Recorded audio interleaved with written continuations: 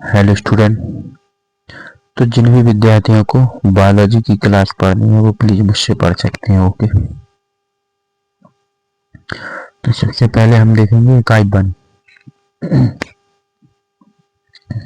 हमारा टॉपिक है जीव जगत में विविधता। ठीक है, और पूरी की पूरी थ्योरी क्लास है। ठीक है, तो यदि आप इसको समझना चाहते हैं तो यहाँ से समझ सकते हैं। ठीक है, जैसे यहाँ पर सबसे पहले लिखा क्या है कि जीव विज्ञान सभी प्रकार के बेसिक से मैं समझाऊंगा। ठीक है, क्लास 11th के लिए सभी प्रकार के जीवन रचना और जैव प्रक्रमों का विज्ञान है। किसका है? जीव विज्ञान क्या है? सभी प्रकार के जीवन रचना और जैव प्रक्रमों का विज्ञान है, यानी कि प्रकृति पर जितना भी जीवन है उन्हीं को विज्ञान कहते हैं। ठीक है, जितने भी प्रक्रम है। तो एक बार मैं इसको थोड़ा,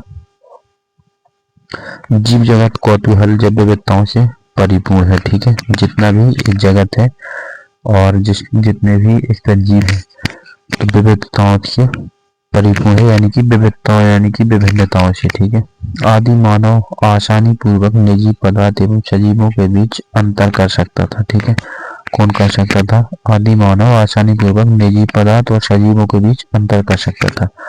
आदि मानव ने कुछ एक निजी पदार्थों जैसे वायु, समुद्र, आग आदि तथा कुछ सजीव प्राणियों एवं पौधों में भेद किया था। ठीक है, तो इन्होंने वायु, समुद्र आदि में भेद किया था। किसने किया था? आदि मानव ने। और सजीव प्राणियों का मतलब जो चल सकते हैं, बैठ सकते हैं, बोल सकते हैं अपने हिसाब से। ठीक है, इसी प्रकार के जीवित एवं जीवनहीन, यहाँ पर क्या लिखा है? जीवहीन स्वरूप में उन्होंने जो सर्वसामान्य विशिष्टताएं पाई वे उनके द्वारा भय या दूर भागने के भाव पर आधारित थी। ठीक है, किस पे आधारित थी?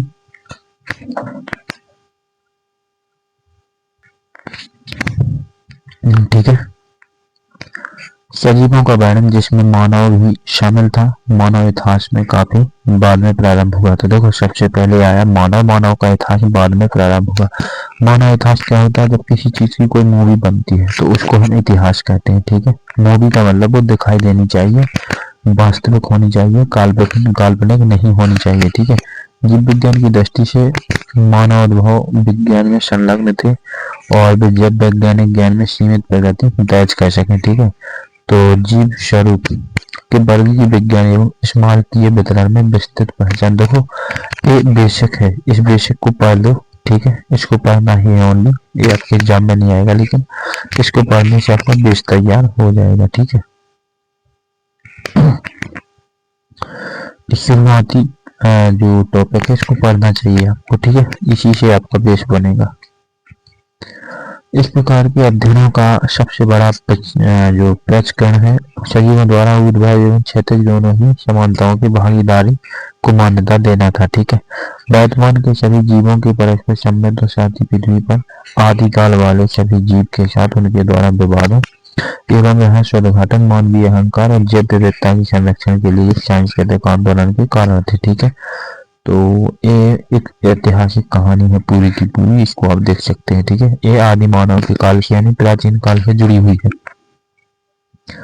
इस इकाई के अनुगामी अध्यायों में आप वर्गीकरण या परिक्षेप, वैज्ञानिक प्राणियों और पादपों के वर्गीकरण सहित वर्णन के बारे में पढ़ेंगे। ठीक है, तो आपको इसमें क्या क्या पढ़ना है? एक तो आपको वैज्ञानिक प्राणी एवं पादपों का वर्गीकरण, यानी पादप जानते हो, पेड़ों का वर्गीकरण, और मनुष्य और पेड़ों यानी कि सजीव जितने भी जीव हैं उनके बारे में आपको पढ़ना, चाहे वे पेड़ पौधे हो चाहे मनुष्य। ठीक है, तो इसके लिए अगला टॉपिक हमारा यहाँ से आएगा। ठीक।